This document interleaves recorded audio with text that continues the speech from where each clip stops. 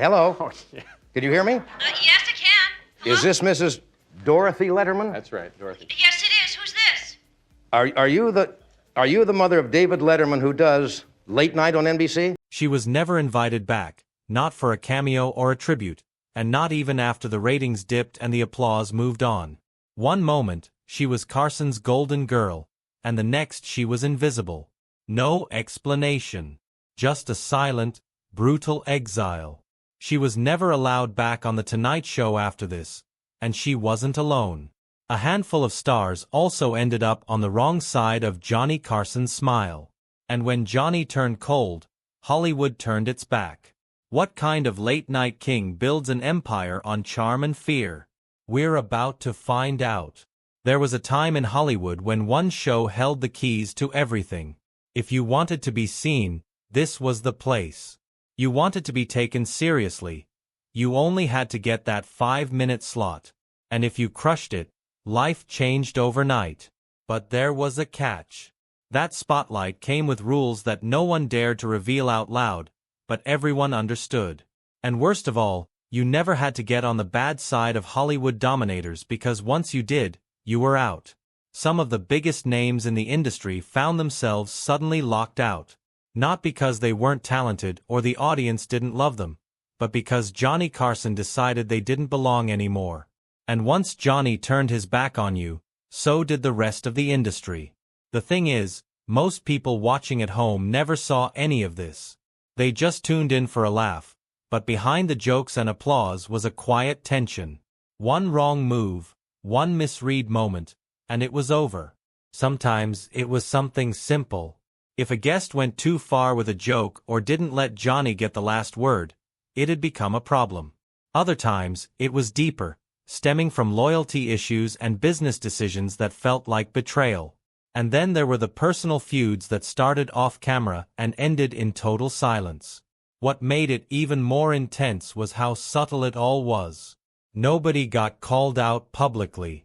There weren't big, dramatic fights or messy headlines. People just stopped showing up. And if you asked around, you got a shrug. Or a quiet, you know how it is. But for those on the other side of that silence, it was devastating. Years of work could vanish with one missed invitation. Being banned from Carson wasn't just bad for your ego, it could cost you your career. That's the part of the story most people never hear. The real story lived behind the curtain, in the names that never got mentioned again and the guest chairs that stayed empty. So what made The Tonight Show so powerful? What gave it that kind of control over lives, reputations, and futures? To answer that, we have to look closer at the show itself. The Tonight Show era. It's hard to explain just how big the Tonight Show era, The Tonight Show with Johnny Carson really was unless you lived through it. This wasn't just a late-night talk show, it was the place to be, especially if you were a rising star, a nervous stand-up comedian, or a Hollywood heavyweight with a new film to plug. In fact, if you landed a spot on The Tonight Show, you were made, and it was as simple as that. Johnny had this way of making everything feel effortless. His sly grin, the way he let a punchline sit for just half a second longer than you expected. He had timing that couldn't be taught. And don't even get started on Karnak the Magnificent. Dressed like a dollar store fortune teller, holding sealed envelopes to his head, and delivering the kind of jokes that somehow got funnier because they were so ridiculous. It was goofy and weird, but it was also iconic. But where the real power came in was how he could easily launch a career with one nod, one laugh, and one simple wave to invite a guest over to the interview chair after their set. That Carson wave was the holy grail. Guys like David Letterman or Jerry Seinfeld could testify to what that moment meant, and if you asked, they'll tell you it changed everything. And millions of people tuned in every single night. This was before streaming, before you could watch clips on your phone while half listening to a podcast. You watched Johnny when he was on, or you missed it, and trust me, no one wanted to miss it. What did it for everyone were his monologue, sketches, guests, and musical act that has been copied over the years ever since. Jimmy Fallon and Jimmy Kimmel, who were also talk show hosts, used it, and even Stephen Colbert, who is the host for The Late Night Show with Stephen Colbert, is also using it right now. Carson didn't just host a show. He invented the blueprint for late-night television as we know it. He effortlessly ran that empire for 3 decades, and for most of it, he was untouchable. But when the cameras stopped rolling and the applause faded out, a different version of Johnny came out. Behind the charm and the jokes, things weren't nearly as smooth. In fact, sometimes they got downright ugly. See, as much as Carson's influence went, it had its downsides, and if you got on his wrong side, there would be repercussions. You wouldn't just be cut from the show, you were cut from the entire conversation. Even though Johnny's approval could make you a star, losing that approval could flat out ruin you. This wasn't just about bruised egos or missing out on a single TV appearance. Getting banned from The Tonight Show back then was like being erased from the industry's memory. Bookers would stop calling, studio executives would get cold feet, and other shows kept their distance, afraid of stepping on Johnny's toes. He didn't have to say a word publicly. His silence was loud enough.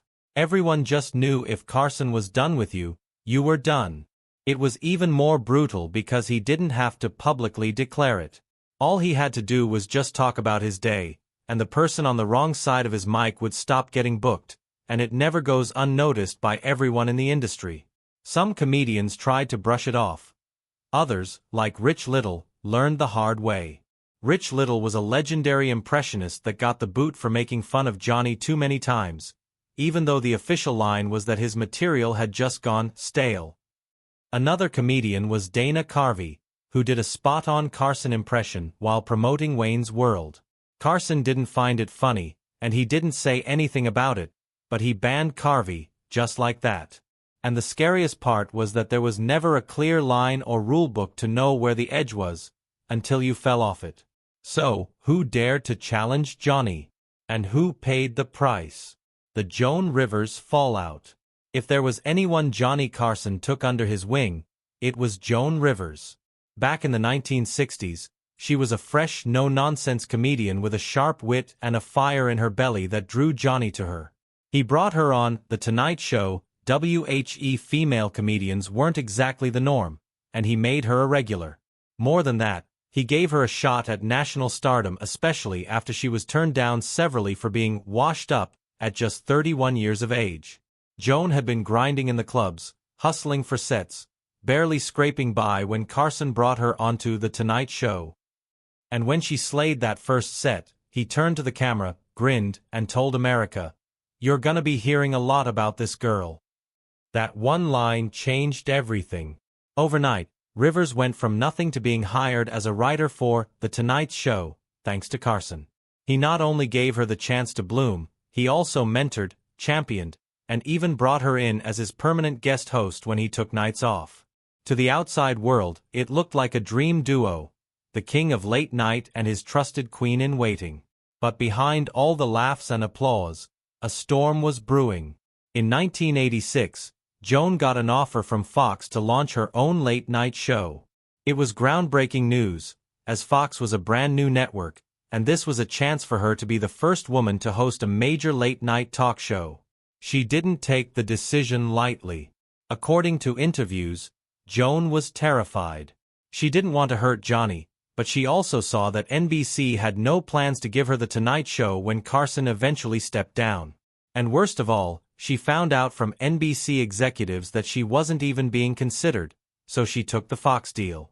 But the part that changed everything was that she didn't let Johnny know first. Carson found out through the grapevine and not from Joan. He was furious, and it wasn't the kind of rage you yell about and then get over. Carson was silent, cold, and full of calculated fury. He hung up on her when she called and refused to speak to her ever again. He didn't return her letters and didn't acknowledge her efforts to reach out for years. From that moment on, she was out. Not just off The Tonight Show, she was banned and blacklisted. Worst of all, anyone who dared appear on her Fox show wasn't welcome on Johnny's couch either. Insiders who worked on the show said Carson felt blindsided. To him, it wasn't about the fact that she left for just a new show. He was more about loyalty. He thought she'd gone behind his back, and in Carson's world, that kind of betrayal wasn't forgivable. She was like a daughter to him, one former staffer recalled. But once you broke that trust with Johnny, you were done. Joan, on her end, was heartbroken. In interviews years later, her voice still cracked when she talked about Johnny. She called him the single most important figure in her career. She said she wrote him a letter every year, hoping and praying for a response, but nothing ever came back. Not even a word. And it didn't stop with silence. Carson made sure her name was erased from The Tonight Show history. 4 decades, clips of her appearances were buried. Her name wasn't mentioned, and she became the show's invisible woman. She later wrote about why she felt Carson was mad about her leaving, saying, "I think he really felt because I was a woman that I just was his. That I wouldn't leave him. I know this sounds very warped, but I don't understand otherwise what was going on." When Carson passed away in 2005, Joan admitted she cried not because the world had lost a very important figure but because she had lost her mentor and the first ever man to believe in her. She was even more hurt that he passed away without them being able to reconcile their differences. She once said in an interview, "I would have done anything to make it right. I just wanted to talk. But he wouldn't even look at me." And Joan wasn't the only one. Some faced Carson's wrath live on air. Live on air. Not everyone got banned from The Tonight Show because they were rude or disrespectful. Some just didn't know when to stop. Some thought they could poke the bear and walk away. But with Johnny Carson, once you crossed a certain line, even if you didn't mean to, you were done. Take Bobcat Goldthwait, for example. The guy was wild and had this loud, unpredictable energy that either made you laugh or made you nervous. One night, he took it too far. During a guest appearance, Bobcat actually lit the chair on fire on purpose and on live television. That was his idea of a stunt, but that didn't sit well with everyone as it was a joke gone bad. Even though Jay Leno was the host at the time, some people thought that Carson wouldn't have been impressed. The network was furious, and Bobcat was banned from the show. Not just that, he was arrested and convicted of arson and was fined for $2,700, plus the cost of the chair, which was around $700. He was also sentenced to make public service announcements for fire safety. He never stepped foot on that stage again. That one moment ended his chances with late night for good. Then there's Kathy Griffin. Now, Kathy's whole brand is being bold and loud and unapologetic. She talks about the things most people avoid, and she doesn't really care who gets offended. That attitude didn't sit well with a lot of late-night hosts, especially Jay Leno, who followed Carson. Kathy's edgy humor was seen as too much, and not just once. As time went by, she found herself banned from multiple shows, including The Tonight Show. Carson may not have banned her personally, but she definitely fit the mold of someone who wouldn't have made it past his standards either. One too many off-color jokes, and the doors quietly closed. But then there's Melanie Chartoff, who didn't blow up anything. She didn't curse on air or insult anyone in front of a camera. All she did was make jokes that weren't even a big deal. She usually said things that made other crew members laugh, and even Johnny himself laughed at the jokes. She was amongst the few people who got along well with Carson, and so she didn't have any issues with him. She even appeared as a guest on The Tonight Show, starring Johnny Carson, including an unforgettable episode alongside George Burns and Richard Dawson in 1982. That's the thing about Carson. He could make or break a career, sure.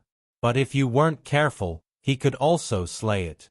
Even if you didn't mean to step on his toes, even if it was just a joke whispered behind the scenes, if he took it the wrong way, you were out.